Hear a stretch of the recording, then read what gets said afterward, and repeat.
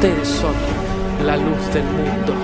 Él delegó en nosotros esta tremenda responsabilidad de predicar el Evangelio. No quiero ser un estorbo, quiero ser un canal, un puente donde la gente conozca a Jesús. Dijo Jesús: así como Dios el Padre me envió a mí, yo los envío a ustedes.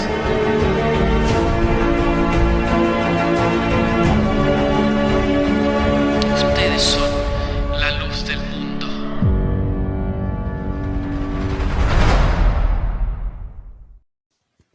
Hola Lali, ¿cómo estás? Qué placer tenerte con nosotros, con todo el familión Ríos de Vida Quilmes, ¿sí? Y tener esta charla con vos, qué lindo. Muchísimas gracias, Claudia. Para mí es un placer. Me siento en casa, me siento en familia.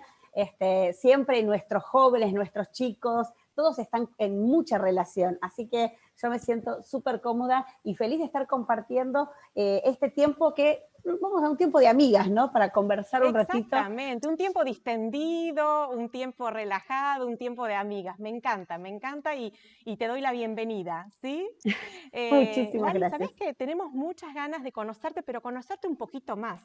Así que bueno, para las personas que no conocen, bueno, que nos puedas decir cuál es tu nombre y apellido, cómo está compuesta la familia. Sé que tenés formación profesional y que la utilizás al servicio de la iglesia. ¿A qué te dedicás? Bueno, todo lo que nos quieras contar, estamos acá abiertos y somos todo oídos para escucharte. Bueno, ahí tenemos como unas cuantas preguntas para ir respondiendo. Es cómico porque todos me conocen como Lali Gómez, pero a la hora de los papeles no soy Lali Gómez. Yo no lo Lali, sabía. bueno, ¿viste? Ahí está. Lali es una abreviatura de Laura, o sea, porque mi nombre es Laura. Hace muchos años, desde chiquita, me empezaron a decir Lali, me gustó y quedó, y creo que siempre me presento de esa manera, Lali, ¿no? Y mi apellido es De Brun. Así que mi apellido de soltera es, y mi nombre es Laura De Brun. Para los papeles, para donde tengo que firmar, para donde voy a representar, siempre soy Laura De Brun. Es cómico porque en muchas ocasiones han llamado y preguntado por Laura de Brun y no, acá no hay ninguna. Claro, todos me conocen en el Lali Gómez, entonces no. Y el Gómez lo adopté del apellido de mi esposo, él es el pastor Ale Gómez, y bueno, así nos fueron conociendo, Ale y Lali Gómez, así que me quedó y me lo adopté porque no tengo problema. Yo soy defensora de las mujeres, defensora de lo femenino, de la feminidad, todas las cosas estas que se vienen hablando en esta época, pero no me hace nada tener o no tener el nombre de mi apellido. Así que Lali Gómez, vengo bárbara. Lali Gómez. Ahí está. Hace 31 años que estoy casada, cumplimos la semana pasada, en el mes de septiembre. Tenemos 2 hijos biológicos nosotros, Natanael y Nicolás. Natanael tiene 29 años, está casado hace 6 años, y Nicolás tiene 23, está soltero, está en casa con nosotros todavía. Tenemos familia ampliada porque decidimos ser familia para aquellos que lo necesitan. Entonces tenemos una hija del corazón que ya está casada y tiene 2 nenes, nuestros nietos, ellos nos dicen abuela y abuelo y tíos, ellos son, y lo tienen muy claro que son nietos del corazón, pero dice, son mi mejor abuela, como me dicen los y después tenemos 3 hijos más en este momento que viven con nosotros. Un varón de 19 y 2 chicas de 23. Así que hoy en casa somos 6 adultos y el perro, la mascota. ¡Qué bueno! ¡Qué corazón grande! ¡Qué corazón hermoso! ¡Qué corazón amplio! ¡Qué familiares! Me encanta esa característica que tienen de ser así, tan abiertos, tan familia. Bueno, es algo de lo que aprendimos, el ser familia para otros, que después te lo voy a ir contando por qué tomamos esta decisión, tiene que ver con nuestra vida, con nuestra historia de vida. Bueno, soy pastora de la Iglesia de la Cruz, o de la Cruz Buenos Aires, que es el nombre que tiene para las redes, y soy coach profesional y soy psicóloga social. Además, soy bachiller teológico, cuando muy jovencita, cuando estudiamos la Biblia en el seminario, y bueno, soy bachiller teológico. Y lo que tengo son varios diplomados y me especializo en abuso sexual infantil. Que suena feo, ¿no? Especializarse en abuso sexual. En realidad, en la prevención del abuso sexual infantil.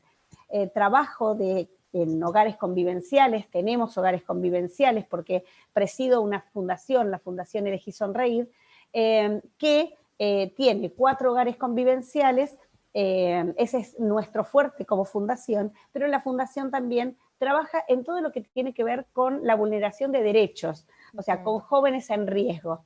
Entonces, más allá de los hogares convivenciales, también damos talleres de prevención, estamos en las escuelas secundarias.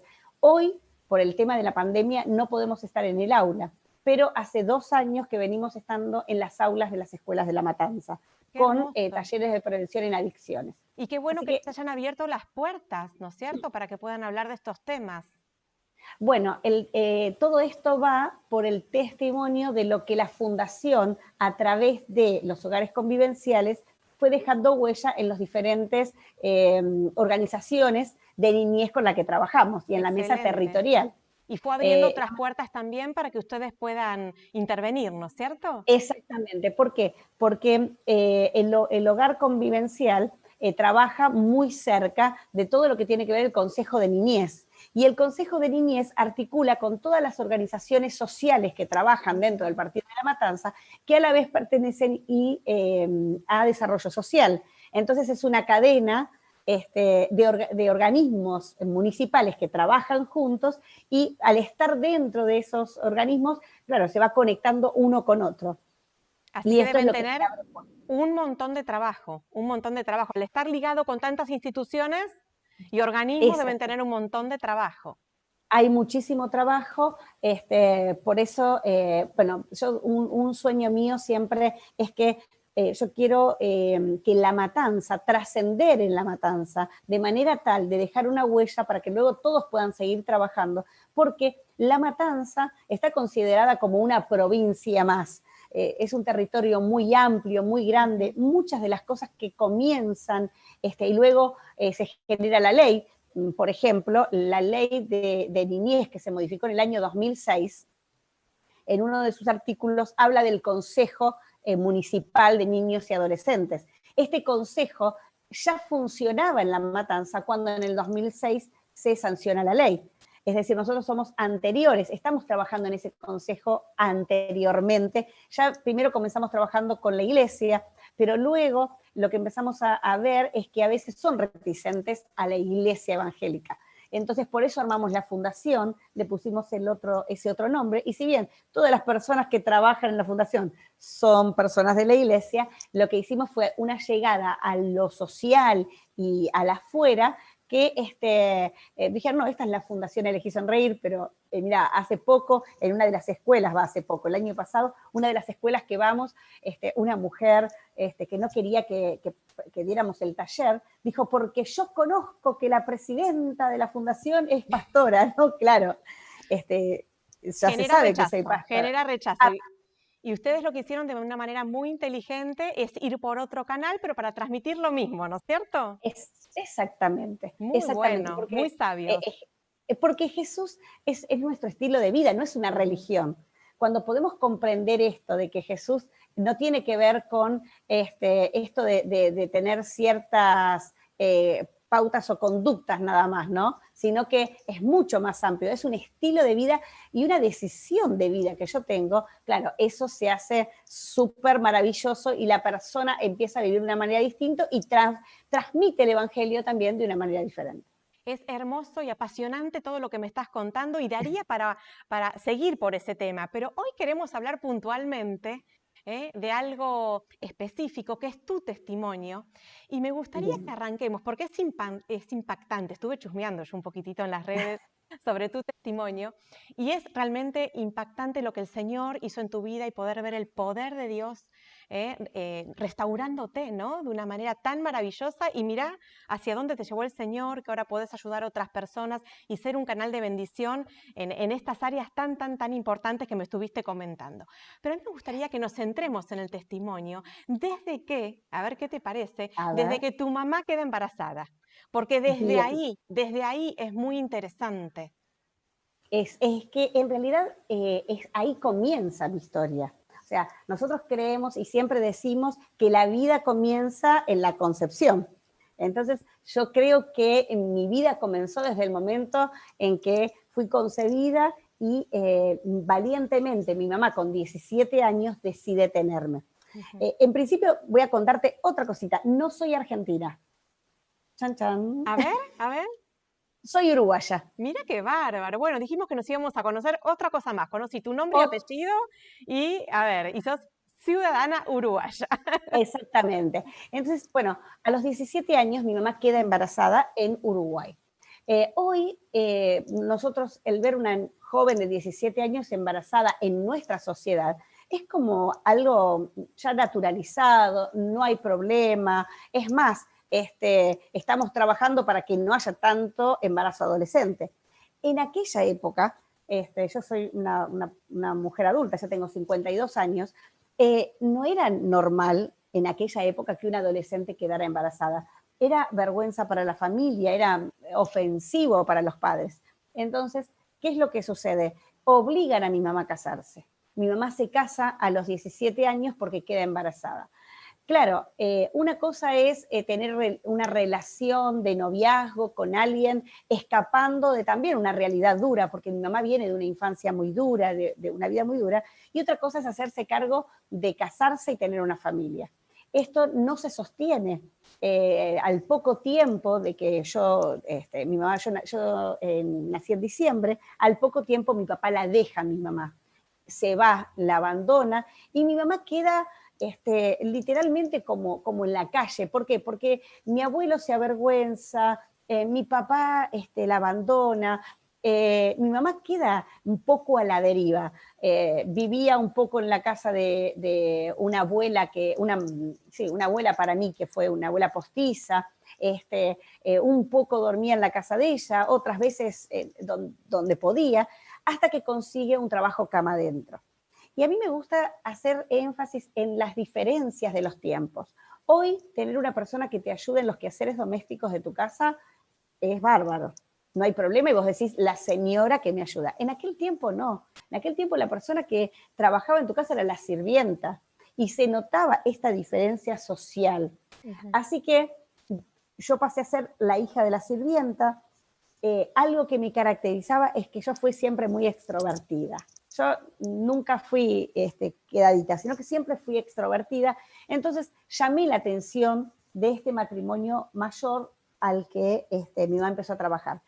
Pero este matrimonio muere de cáncer, los dos muy jóvenes, y mi mamá, que era muy jovencita también, tenía unos 20 años, comienza una relación con los hijos de este matrimonio, con uno de los hijos, 7 años mayor que ella, un hombre que venía él era deportista, era ciclista profesional, fue campeón nacional en el año 64, no estaba acostumbrado a trabajar, no estaba acostumbrado a tener vida de familia, más allá de la de sus padres, pero no tenía programada una familia, y se enamora de la sirvienta.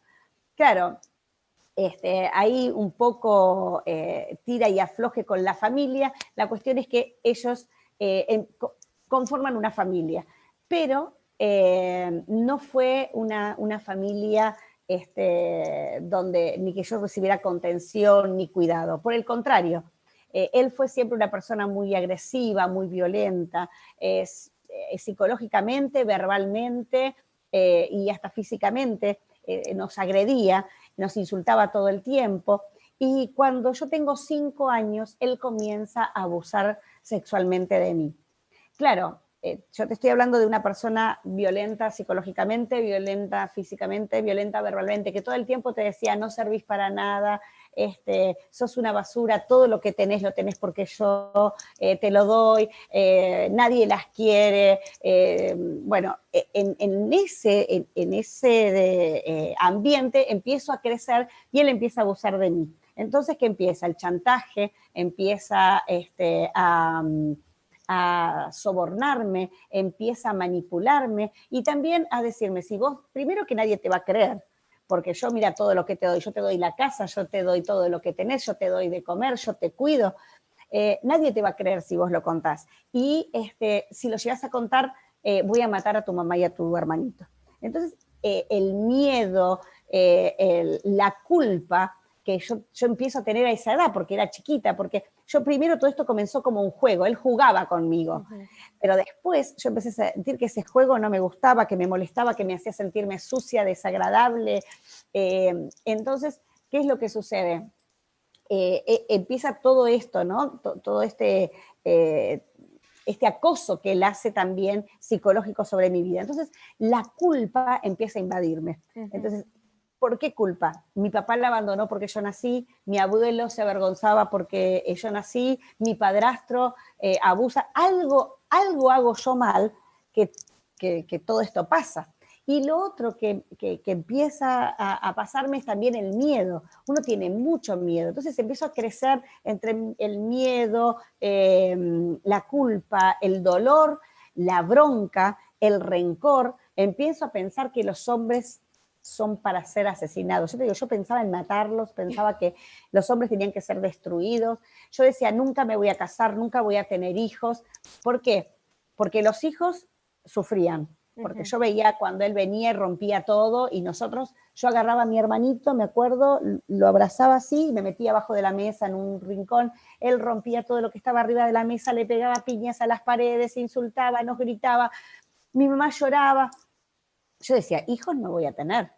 Casarme, mira, mi papá nos dejó, mi padrastro abusa, pero nunca. Entonces, así fui creciendo. ¿Cuánto tiempo estuviste en silencio, creciendo en medio de este contexto de violencia, pero también de silencio y de temor, porque él te decía que no podías hablar? Entonces, ¿cuántos años? Bueno, supongo que tu mamá no lo sabía tampoco, ¿no es cierto? tampoco, no. Es que yo en realidad quería cubrir a mi mamá también. Aparte, si él decía que si yo lo contaba, él también le iba a hacer algo malo a ellos. Entonces, de los 5 hasta los 15, él abusó de mí sexualmente y yo no lo compartía. En realidad, por ejemplo, mira, a los 13 años fui a la iglesia católica y tomé la comunión. Ahora, justo el otro día, mi hermano menor fue a la casa de mi mamá y encontró fotos de la comunión que tomé. Y yo miraba la cara y mis ojos, si vos vieras mis ojos, el dolor que se ve. Uno ahora lo mira y dice la tristeza que había, tristeza, era terrible. sí. Claro, es que yo estaba guardando un silencio, porque se hace un pacto de silencio entre la víctima y el victimario. Y otra cosa que te quiero aclarar, porque a veces esto también ha confundido a muchas personas, a muchas mujeres, aún a muchos hombres, porque tal vez hay hombres que están escuchando este programa y dicen, pero bueno, yo también fui abusado, nunca lo pude decir, ¿cómo lo voy a decir? Porque, como te decía, que la hija de la sirvienta, que así me crié, también había en la sociedad esto de que te señalaban y te decían, mira, este lo violaron, este debe ser un, ¿no? Homosexual, que no te lo decían con esas palabras, porque la sociedad lo dice desde otro lado, ¿no? Entonces, bueno, uno crece con eso. ¿Por qué además? Quiero decirlo. Porque también uno empieza a tener culpa, porque el cuerpo fue diseñado por Dios para sentir placer. Entonces, una cosa es cuando te violentan, porque hay diferentes formas de abusar y de violar. Nosotros conocemos la violación del que sale en la televisión, del hombre que se metió en una casa o que agarró a una niña en la calle y la violó, y lo hace violentamente. Pero el abusador, que es la mayor cantidad de los casos, y acordate que la mayor de la cantidad de casos de abuso suceden dentro del ámbito familiar, no es violento, seduce a la presa, elige al niño que va a abusar, y lo que hace a través del chantaje, a través de la mentira y a través de esa seducción y esa necesidad que tiene el niño de ser amado, de ser cuidado, de ser comprendido, empieza el abuso sexual. Entonces hay determinadas ocasiones que el cuerpo de uno siente placer en ese abuso, porque no te está violentando. Claro. Entonces empieza eso de que como esto que es malo, que me hace sentir sucio, que es escondido, que es oculto, a la vez mi cuerpo reacciona con placer. ¿Cómo puede ser? Bueno, porque Dios diseñó tu cuerpo para sentir placer. Entonces, no significa, por eso siempre hablo cuando hay personas que están con esta problemática de la identidad sexual y dice, bueno, me di un beso con una chica o una chica me tocó y soy otra chica y digo, ay, entonces mi problema es que me gustan las mujeres. No, el placer no va a identificarte en quién sos sexualmente. O sea, vos naces hombre o mujer y después podés resolver tu sexualidad como vos quieras, pero no tiene que ver nada con el placer. Entonces, esto te genera culpa también. Entonces, llego a mi adolescencia con bronca, odio, rencor, sed de venganza, y a los 15 años lo miro a la cara y le digo, me volvés a tocar y te mato. El abusador, cuando no es el de la calle, cuando es el abusador cercano, el que del ámbito familiar, deja de abusarte cuando pasa esto. Porque cuando se lo expone, él deja de abusarte. Entonces, mi papá dejó de abusarme y me dijo, mira, sí, está bien, yo no te voy a tocar, pero vos no vas a tener novio, no te voy a dejar salir a ningún lado. Yo, imagínate, yo decía, no me voy a casar, no voy a tener novio, yo los odiaba a los hombres. Y de los 15 a los 18, comienzo a tener, por decisión propia, una vida totalmente desordenada, promiscua, una vida sin rumbo. ¿Por qué? Porque, y hoy miro en la televisión estas chicas que salen a la plaza a decir justicia, justicia, con el pañuelito verde y tienen que pagar y qué sé yo.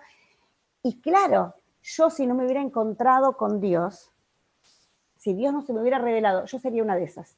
Porque la bronca y el odio... Claro, tenés necesidad de manifestar la bronca, la ira, el enojo, la rebeldía. Por algún lado tiene que salir, ¿no es cierto? Tenés que manifestarlo, tenés que gritarlo. Y lo querés hacer, y vos querés que alguien pague, vos decís justicia, yo quiero que alguien pague este dolor. Es más, en esos 3 años de desorden mío, yo estaba pensando que me estaba vengando de los hombres y me estaba autoflagelando cada vez más yo. Porque yo no me daba cuenta, pero me estaba hundiendo cada vez más en el dolor, cada vez más en la suciedad, cada vez más en darme menos valor, en venderme. Y yo decía, yo con mi cuerpo hago lo que quiero. Y no era así, porque en realidad yo tenía relaciones sexuales con cualquiera y no estaba sintiendo ni siquiera placer ni amor. Lo hacía porque me gustaba, porque pintaba, como dicen ahora los pibes, ¿no? y en realidad me estaba autoflagelando más. Entonces, esos 3 años donde yo pensaba que ahora tengo el control, ahora nadie va a tocar mi cuerpo porque este cuerpo es mío, como todos dicen, en realidad lo estaba dañando yo con mis malas decisiones. Tomaba alcohol, fumaba, tenía relaciones sexuales, o sea, hacía cualquier cosa. Pero a la vez, mi mamá seguía en la búsqueda de algo que trajera paz a mi casa, porque mi casa ¿Tu era mamá de toda la situación no sabía absolutamente nada todavía? nada, nada.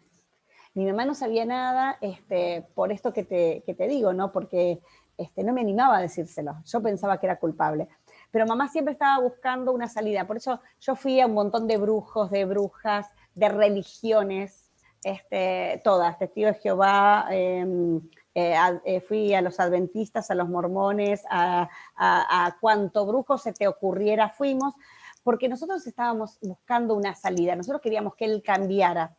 Y me acuerdo que una época fuimos a un lugar donde nos vendían agua bendita y comprábamos los bidones de agua bendita y lo poníamos en la comida, en el mate. Nosotros no teníamos calefón, teníamos esos calefones eléctricos, Sí. los llenábamos de agua bendita porque nos decía que si el agua bendita le caía desde acá y le caía así sobre el rostro y entonces iba a cambiar y no pasaba nada. Lo único que nos sacaban era plata y plata y plata. Llevábamos fotos para que le hicieran trabajos. En aquella época estaba, y había un programa de televisión que lo hacía Olmedo, Hermana Santa. Bueno, yo fui a esos lugares, eran verdad. O sea, este hombre, Olmedo, hacía algo que era verdad y que mucha gente en la búsqueda y en la desesperación de encontrar una salida va a esos lugares. Va a esos lugares. Entonces, uno no lo puede creer la necesidad, cuando la gente tiene necesidad a los lugares que va. Nosotros íbamos a esos lugares.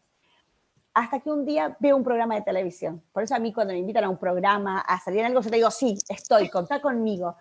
¿Por qué? Porque en este programa hablaban de vidas transformadas. Y bueno, yo lo escuchaba, era el Club 700, no sé si te acordás. Sí, me acuerdo, el Club 700, sí.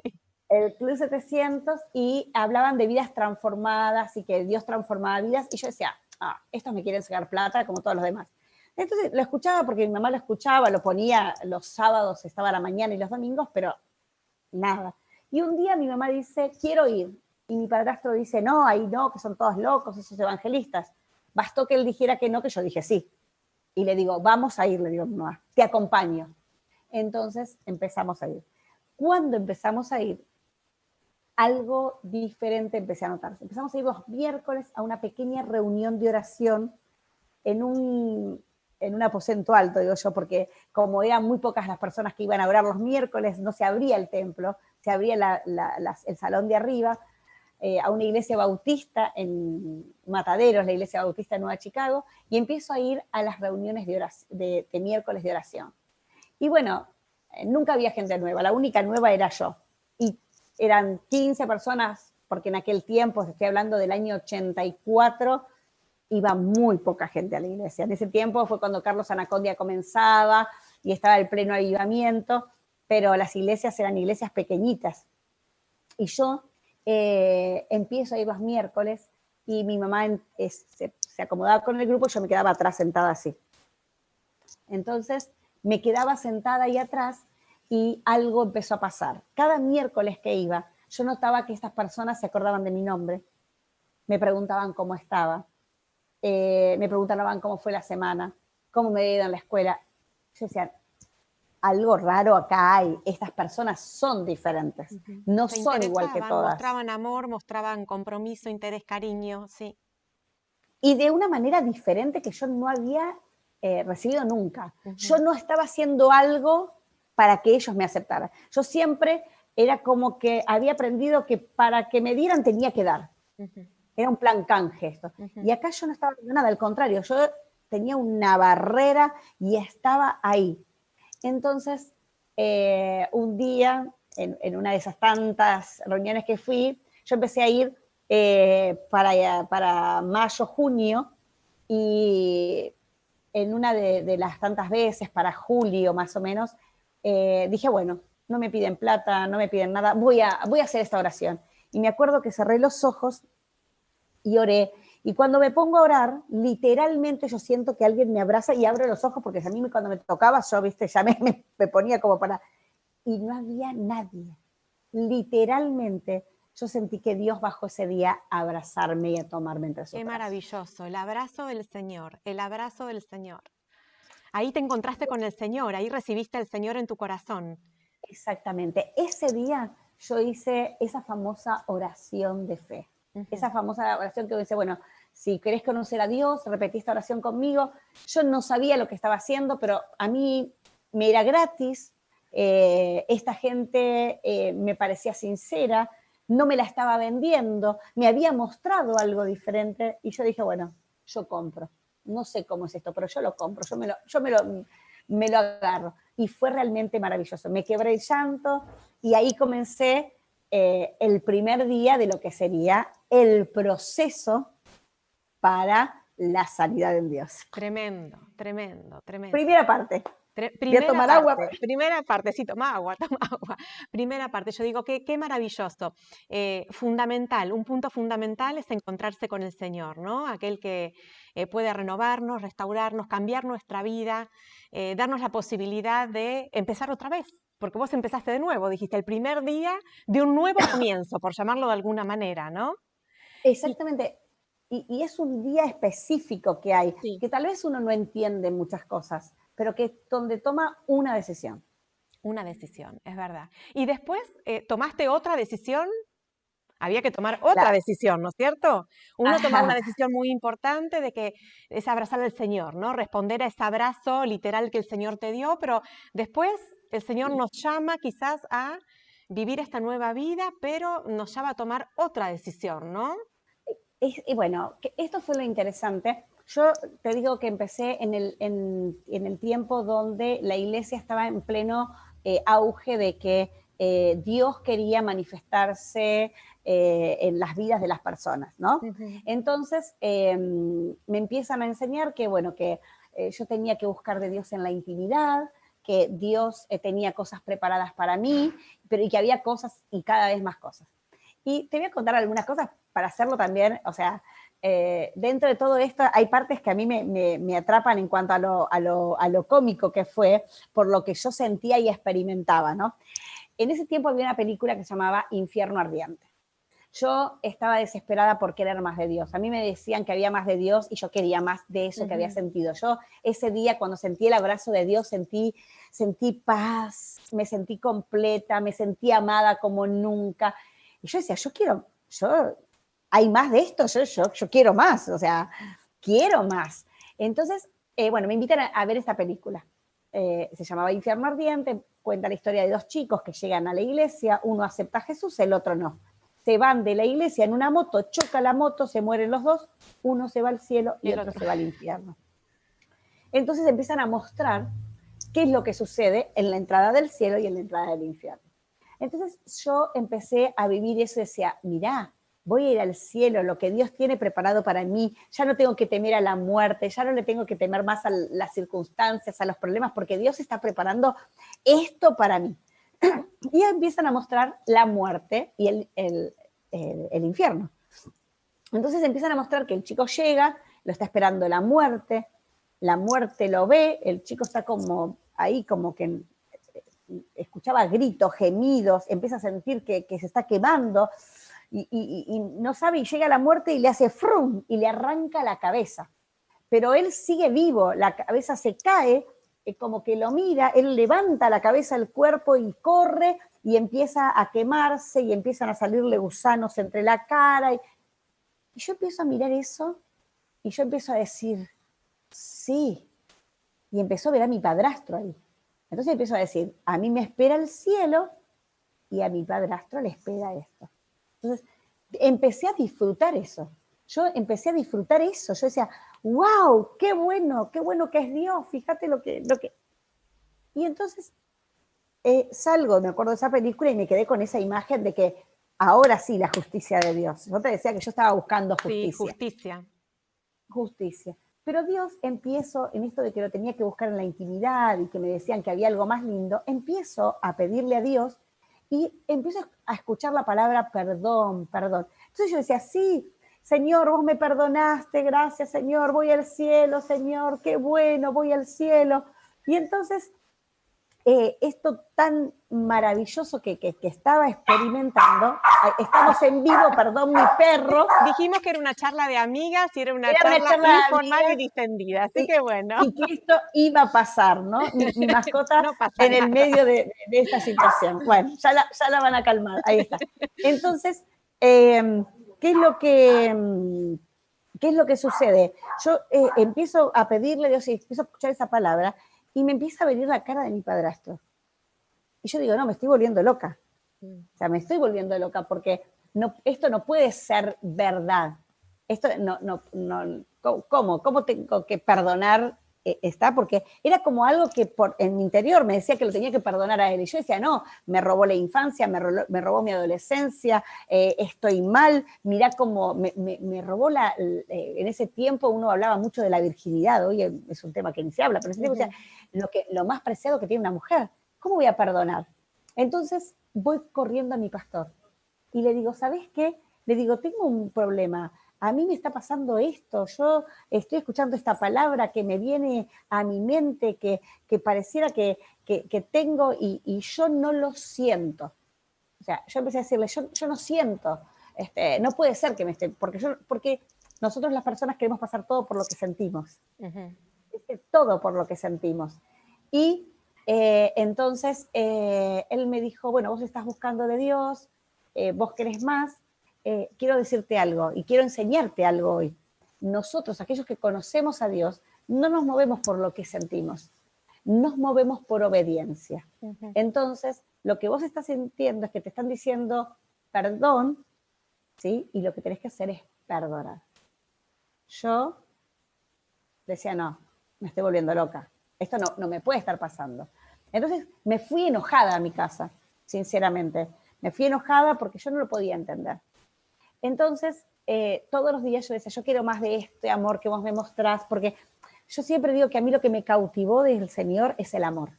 A mí lo que me cautivó de Dios fue cómo me amó. Él no me pidió nada a cambio, Él no me pidió que me cambiara la ropa, ni que me cambiara el lenguaje, ni que dejara nada. Yo le dije sí y Él, ¡prum!, Te me amó amó. incondicionalmente, sí. Entonces yo decía, yo quiero más de eso. Y entonces él me decía, perdón, me decía. Y yo decía, no, esto sinceramente no puede ser, no puede ser. Y él me decía, perdón. Entonces, un día, así enojada, dije, bueno, está bien, si esto no tiene que ver con lo que siento, porque yo realmente no lo sentía, tiene que ver con una decisión, yo hoy decido perdonar.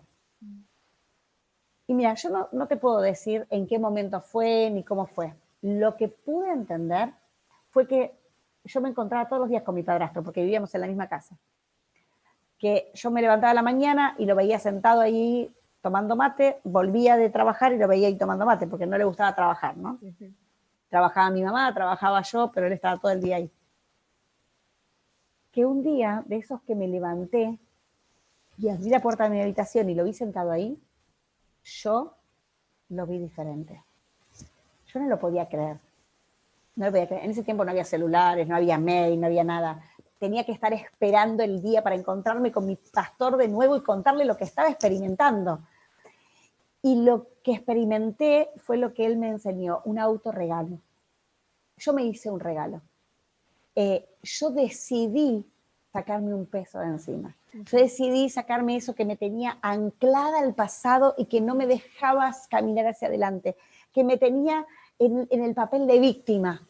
Y en ese día entendí que yo podía elegir entre ser víctima o protagonista de mi historia. Y yo había elegido ser protagonista. Protagonista. Es tan importante lo que estás diciendo, me conmueve.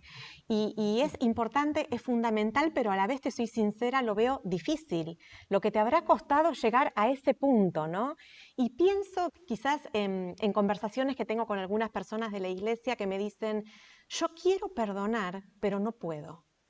¿Qué le dirías, Lali, a esas personas que dicen, con conocimiento de causa, yo esto no lo puedo perdonar?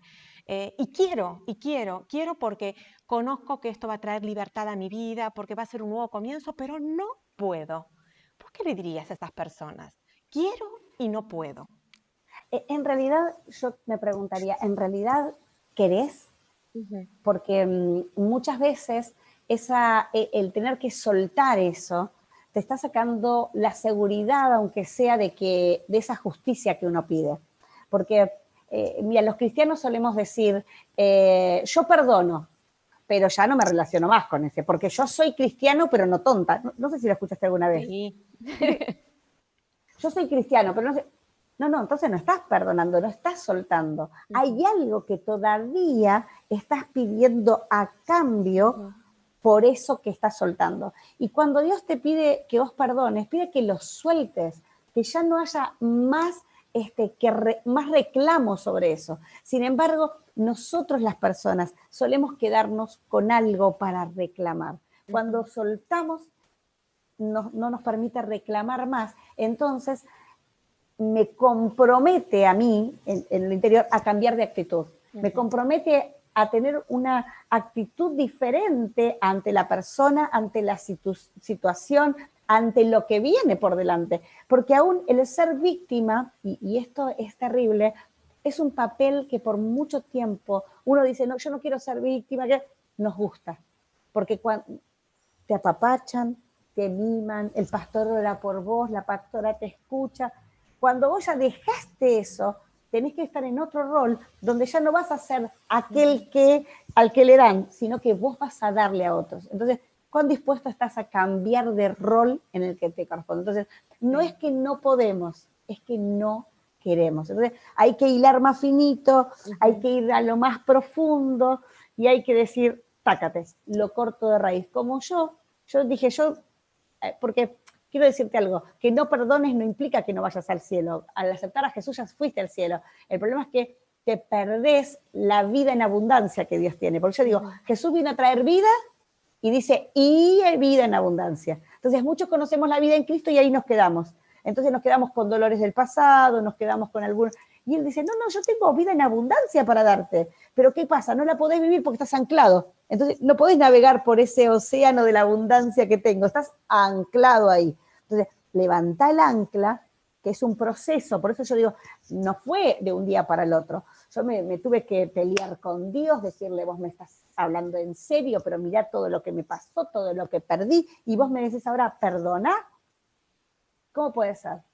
Entonces, él, cuando yo decidí, él me mostró que me dio más, me acuerdo que en ese tiempo, esas experiencias espirituales íntimas, porque yo siempre digo, busquemos a Dios en la intimidad, Ujú. busquémoslo en la habitación, en la cocina, si sos mujer, si no tenés lugar porque tu casa es chica, métete en el baño un buen rato y quédate ahí en el baño, en lugar de leer un libro, sentate en el inodoro y orá, buscá de Dios, y bueno, estás un ratito ahí en ese espacio que sea tu cuarto de guerra, donde te alimentás de lo de Dios y empezás a ver que el problema de la falta de perdón tiene que ver con esas cosas a las que te arraigás fuerte, que es lo que te dan seguridad y por eso no las puedes largar. Es hermoso todo lo que contás. Te encontraste con el Señor, te abrazó literalmente, pudiste perdonar, pudiste ir detrás de esta vida abundante y hay más, porque vos nombraste un seminario. Queremos saber en qué momento de la historia aparece Ale. ¿En el seminario aparece Ale? ¿Cómo fue el tema de Ale? No, en realidad Ale aparece en la iglesia donde yo empiezo a ir, nada más que yo iba durante todo el año 84, yo voy los miércoles y él como iba a ESEA, iba a Escuela Industrial, no iba los miércoles, iba los domingos y yo los Ajá. domingos no iba. Entonces, en el año 85, el 4 de enero del 85, perdón, el 4 de enero del 86, porque ya me estoy equivocando, yo en el 85 empecé a ir a la iglesia, que estaba en quinto año. En el 4 de enero del 86 me invitan a un picnic de la iglesia. Y ahí en ese picnic yo conozco a Ale. Hasta ese momento, mira, yo había conocido a Dios, pero estaba en el proceso de todo esto de que solamente lo había conocido. Yo no había perdonado, yo estaba esperando la justicia, yo estaba esperando que viniera que mi papá se muere y se vaya al infierno y que se lo coman los gusanos. Yo estaba esperando todo eso. El 4 de enero del 86 voy a un picnic, ahí conozco a Ale, que era el líder de jóvenes, y ahí, bueno, ahí empezamos a trabajar para la campaña de Luis Palau, y en esa campaña nos conocimos, llevando los folletos para las iglesias de Capital, porque antes no había mails y había que llevar los folletos uno a uno. ¿Y qué hubo? ¿Flechazo ahí? ¿Qué te pasó con esto que vos contás? Al principio de la entrevista dijiste, yo odiaba a los hombres. Sí. ¿Qué pasó? ¿Cómo fue que te pusiste más adelante de novio con Ale? ¿Pudiste sanar todo ese, digamos, odio a los varones, a los hombres? ¿Eso afectó la relación después de noviazgo, de matrimonio? Contanos un poquito sobre ese tema. La vida siempre es procesos. Nunca las cosas son automáticas. Sí, Dios hace cosas a veces de un momento para el otro, pero mayormente hay procesos. Entonces, yo empecé ahí en la persona que me ministraba era un hombre, era un pastor. La iglesia donde yo iba era muy pequeñita, no era una iglesia muy grande. Era una iglesia que había pasado por una división de espiritual, vamos a decir, porque estaba todo lo que tenía que ver con la renovación de los dones espirituales. Entonces, yo entré como en ese remanente que había quedado y que por eso me enseñaban a orar en la intimidad, a buscar de Dios, a honrar a Dios, a todas esas cosas. En ese grupo, la mayoría de los que estaban en ese grupo eran hombres, había muy pocas mujeres. Entonces empecé mi pastor que empezó a ministrarme, Edgardo, y me ministraba y me acompañaba, él empezó a sanar la relación, digamos, más paternal, porque él era el que me enseñaba, el que me acompañaba en las decisiones, el que me guiaba a tomar decisiones. Entonces, él fue como encauzándome, siempre fue muy respetuoso, era un hombre grandote, alto, una voz fuerte, así, respetuoso, entonces me fue como acompañando. Me conozco con Ale, el primer tiempo que nos conocemos con Ale, en realidad, como te digo, empezamos con esto de lo de Palau, que llevábamos los folletos, que teníamos que ir iglesia por iglesia, y yo estaba en mis comienzos de mi vida espiritual y estaba en todo esto de lo que uno llama siempre el primer amor, ¿no? La efusividad de todo. Y Ale lo que vivió fue mis procesos de cambio, o sea, desde que me vio todos los procesos de cambio. Entonces, en realidad nos pusimos de novio muy enseguida que yo empecé a ir a la iglesia. Mi suegra tenía pánico porque imagínate que Ale toda la vida a la iglesia y yo que no estaba en la iglesia, entonces como una chica de casi del mundo y cómo podía ser. Pero bueno, ahí empezamos nuestro proceso de sanidad. Y él entra en la colimba. Entonces, nuestro primer año de noviazgo, yo lo hice a distancia. Otra que ahora, no que el virus. Entonces, yo crecía espiritualmente acompañada por mi pastor y él estaba en el servicio militar. Y en aquel tiempo, cuando él hizo el servicio militar, no era que uno podía acceder a los lugares así fácil, no. Era complicado ir hasta cierto lugar. Él fue patricio y entonces había que ir a Palermo. Después estuvo como en Campo de Mayo, como 6 meses en Campo de Mayo, entonces no lo veía, solamente las cartas, en aquel tiempo existían las cartas, uno se escribía por correo, no como los mails de ahora, vuelvo a repetir, entonces así fuimos empezando nuestra relación en esa primera etapa. Entonces bien era tranquila. como... Exactamente, entonces fue muy tranquila, y fue muy sano porque fue comenzar esto nuevo que Dios tenía para mi vida, pero de una manera como muy despacio, como muy amoroso, como de mucho cuidado, porque yo digo, Dios es un caballero y Él siempre tiene ese cuidado para con nosotros. Así que fue poco a poco mostrándome lo nuevo que tenía para mi vida y fuimos creciendo en la relación poco a poco. Sí impactó, hubo impactos porque yo tuve que hacer muchos cambios. Yo de repente era muy celosa, era muy posesiva. Imagínate que yo no sabía relacionarme de una manera sana con los hombres. Pero Dios llega a tiempo y llega justo. Ale había tenido nada más que una novia con la que él había pensado que esa iba a ser su única novia, pero cuando él le dice que él va a ser pastor, y ella era nieta de pastores y todo, pero ella dijo que ella no quería esa vida, entonces cortó esa relación, y cuando él comienza conmigo, me dice, mira, yo voy a ser pastor. Yo te digo sinceramente, hoy yo ni sabía lo que me estaba diciendo, ni lo que me estaba metiendo, pero yo le dije, sí, sí, sí. Bueno, tuvimos 3 años y medio de novio, pero llevamos 3 años y medio de novio en santidad, guiados por nuestro pastor también, acompañados a tomar buenas decisiones y a saber que había algo diferente por delante.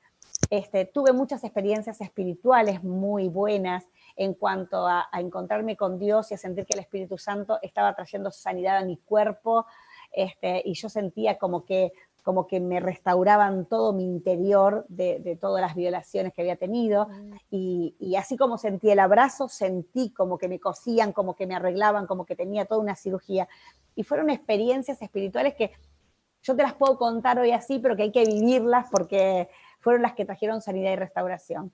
Y luego yo siempre digo, soy mamá de 2 varones, o sea, biológicamente, naturalmente, mis hijos son 2 varones. ¿Por qué? Porque Dios no pone parches.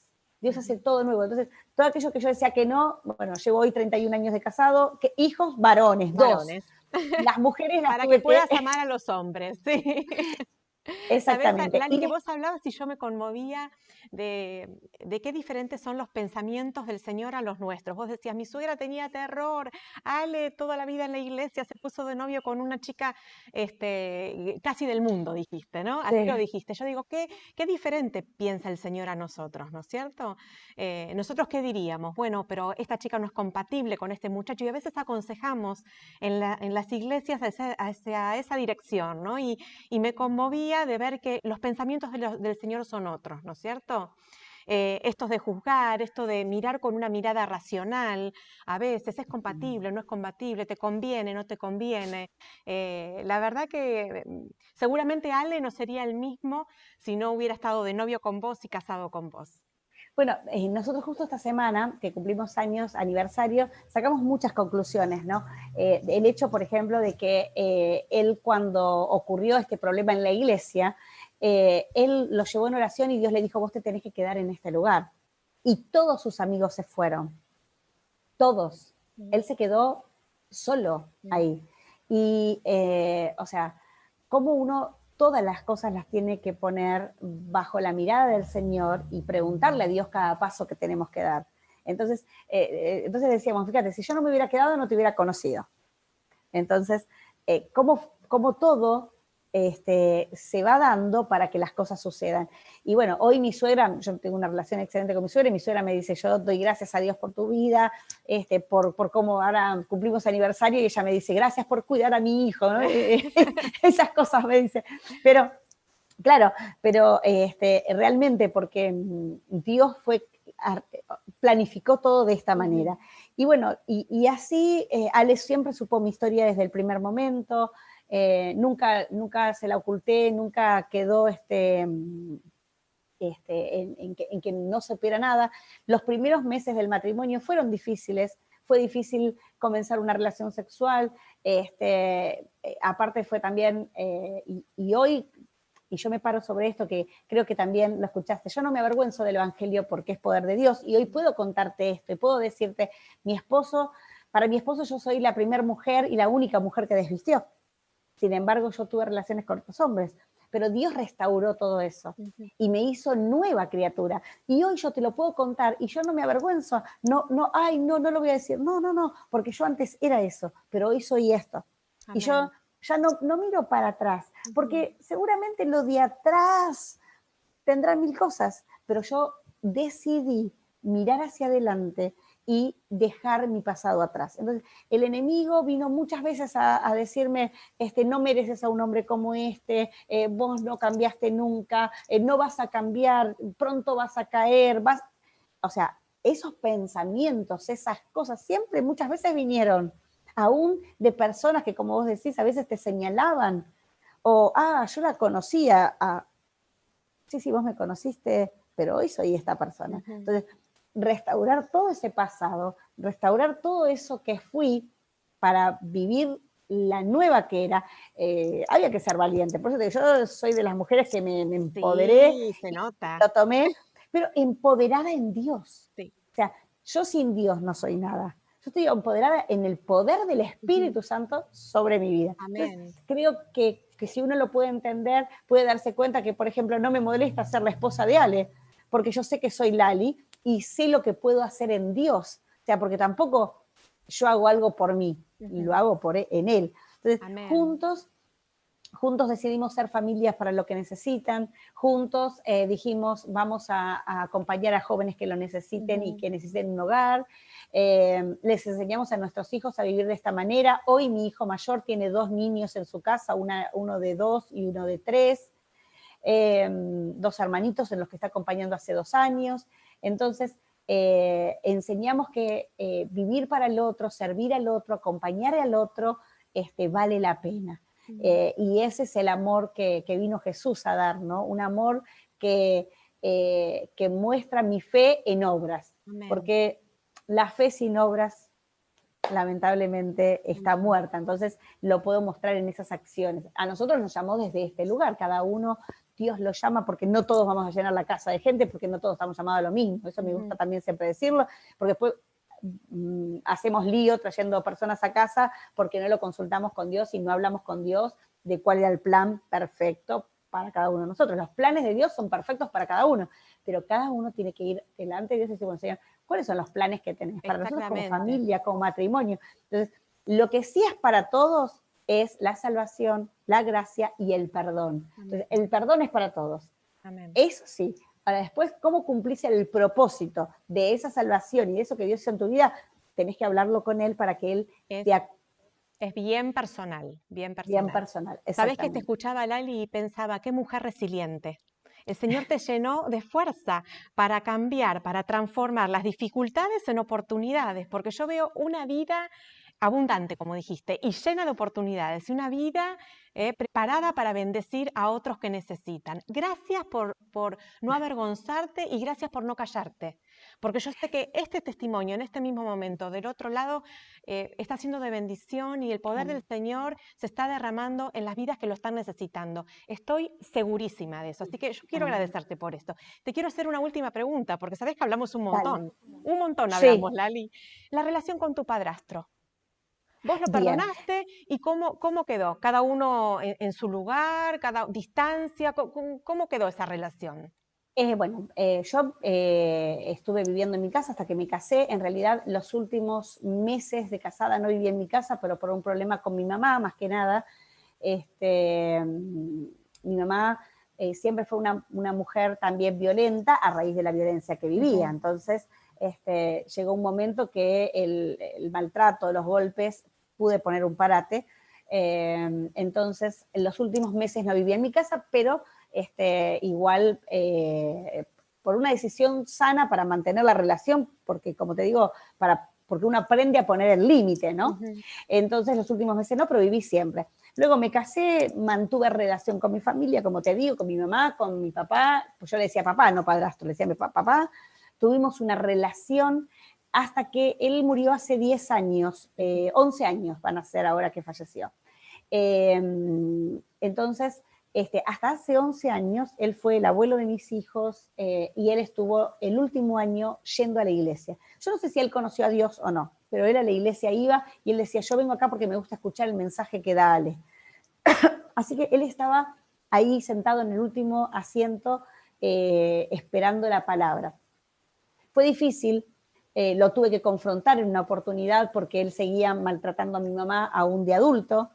Lo confronté y él me dijo, bueno, mira, si yo sigo vivo es porque vi el cambio que vos hiciste. Él me lo dijo, no sé qué habrá pasado. Cuando él muere, porque es bueno saberlo, ya te digo, yo lo cuidé en la clínica los últimos días, yo me hice cargo de todas las cosas, porque pude restablecer. Esto no es para todos, también lo vuelvo a decir, Dios lo hizo conmigo, creo que me estaba preparando para lo que vivo hoy.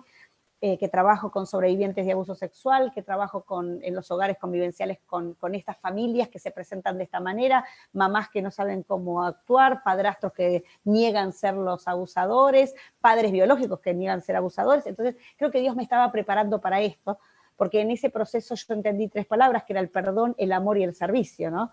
Jesús me enseñó el perdón, no solamente para dármelo a mí, sino para que yo se lo diera a otros. Me enseñó que el perdón me daba amor, y el amor era por todo lo que se había perdido. Entonces ahí entendí que tenía que amar a mi padrastro, porque cuando yo entendí que Jesús vino por todos, no por los sanos, vino por todos, vino por los enfermos. Entonces yo estaba lastimada y herida por lo que me había pasado, pero mi padrastro era también una víctima de lo que le había ocurrido, que en este momento, si yo hoy me decís, yo hoy lo hubiera denunciado en la actualidad como estaba, pero antes en mi época vos denunciabas y no era retroactivo, hoy sí. Y lo último, el servicio. Dios te perdona para que vos ames, y para que ames, para que sirvas al otro. Entonces, yo aprendí esto, él falleció, y cuando él se murió, yo empecé la búsqueda de mi familia biológica, de mi papá verdadero. Encontré a mi papá verdadero, viajé a Uruguay, me encontré con él, llevé a mis hijos, nos juntamos todos, nos conocimos, él me reconoció apenas me vio. Hoy me relaciono con mis hermanas del lado de mi papá, viven acá en Argentina, y Dios me restauró toda la parte esa que había quedado en la nebulosa. Dios me la restauró. Mi papá falleció, yo lo conocí, y a los 5 años él falleció, o sea que lo pude disfrutar poco, pero pude encontrarme con él. Él pudo decirme por qué él nos había dejado, pero no es que me había dejado a mí, había dejado a mi mamá, pero mi padrastro, la violencia que tenía, no le había permitido nunca verme. Por eso tampoco lo buscaba yo mientras que mi padrastro vivía, porque sabía que no quería que me relacionara con él. Entonces respeté eso hasta que él se murió, luego lo busqué, y bueno, Dios hace este tipo de cosas, restaura relaciones, sana vidas, y te da la posibilidad de hacer como ordenar todo tu pasado para seguir hacia tu futuro. Amén, lo tomamos, ¿eh? Ordena nuestro pasado, tomamos esa vida abundante que el Señor Amén. promete. Y dijiste Amén. 3 cosas, ¿eh? Me quedo con estas 3 palabras: perdón, amor y servicio. Nos quedamos con estas 3 palabras, porque creo que tienen que ver esos tres palabras, esos 3 componentes para poder vivir esa vida en abundancia que Dios promete. Lali, Exacto. no tengo palabras para agradecerte. Pasamos un momento realmente hermoso, de amigas, pero sé que el poder del Señor en cada vida va a actuar y va a restaurar, así Amén. como restauró totalmente, porque es una restauración total, Exacto. profunda. Te veo una mujer plena, una mujer feliz, una mujer fuerte, con ganas, con garra, con proyectos. Eso es una vida abundante. El Señor quiere que vivamos de esa manera. Así que Amén, bueno, exactamente. me inspiraste y sé que a muchos también. Qué bueno, esa es la idea, de poder compartir lo que Dios hizo para seguir bendiciendo a otros. Bueno, Lali, muchísimas gracias. Pero antes de terminar, yo quiero que puedas estar orando, porque como yo te decía a vos y siento de parte del Señor, creo que el Señor tiene algo especial para cada una de estas mujeres o de estas chicas, o aún hombres que han sufrido abuso y sienten que no pueden ser libres de esta situación, que no pueden ser felices, que no pueden perdonar. Sentía que podamos cerrar este momento pidiéndole al Señor que obre, que actúe. Y creo que vos, con tu hermosa experiencia, con tu hermoso testimonio, podés hacerlo. ¿Sí? ¿Te parece? Ok, dale, vamos a orar. Oramos entonces. Señor, te doy gracias en este día por poder estar compartiendo lo que vos hiciste en mi vida. Señor, si hay algo que quiero destacar es que me amaste desde el primer momento, que no, Señor, no me pediste nada a cambio. Luego fue el proceso de sanidad por lo que yo quería, Señor, que vos viniste, te acercaste, me amaste y me abrazaste. Yo te pido que de esa misma manera tú abraces a aquel Amén. que está del otro lado en este día, que lo abraces, que lo acompañes, que te llegues a él, Señor, y en el nombre de Jesús, Señor, que puedan encontrarse contigo y puedan encontrar la paz y el amor que yo encontré ese día cuando tú literalmente me abrazaste. Gracias por este tiempo, gracias por esta oportunidad, gracias por tu amor. En el nombre de Jesús, Amén. Amén, Y amén, amén, amén, amén, amén. amén. Lali, el Señor te bendiga. Me hubiera encantado darte un abrazo, ¿eh? Que vos también sos muy... Nos damos un Te abrazo abrazo, virtual. un abrazo virtual bien grande. Sí, te mando un beso grande. Estoy muy agradecida por tu tiempo. Sé que tenés otro vivo ahora a las 9 de la noche y que estás Ahora a un full. ratito. Venías de la oficina súper ocupada. Gracias por tu amor, ¿sí? Y por no callar, ¿eh? Como te decía antes, ¿eh? Un testimonio poderoso de lo que el Señor puede hacer en nuestras vidas, ¿sí? Te mando Gracias, un Clau. beso gigante y a toda la audiencia nos vemos el domingo, 10:30 de la mañana y 6:30 de la tarde. También los quiero un montón. Dios los bendiga. Cuando la gente escoge ver que somos una familia, un conjunto de amor, los errores no tienen valor cuando estamos todos sin temor ni condiciones, unidos por el perdón, avanzando y allanando el camino. One body, one blood, one spirit, one love, one voice, one heart, one mission, one God, un cuerpo, un amor, un espíritu, un Dios, una voz, una misión, una sangre, un corazón.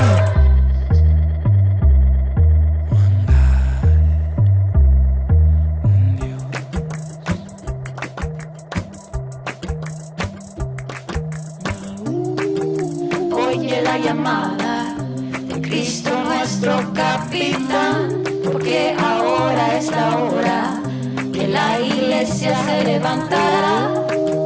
Oye la llamada de Cristo nuestro capitán, porque ahora es la hora que la iglesia se levantará.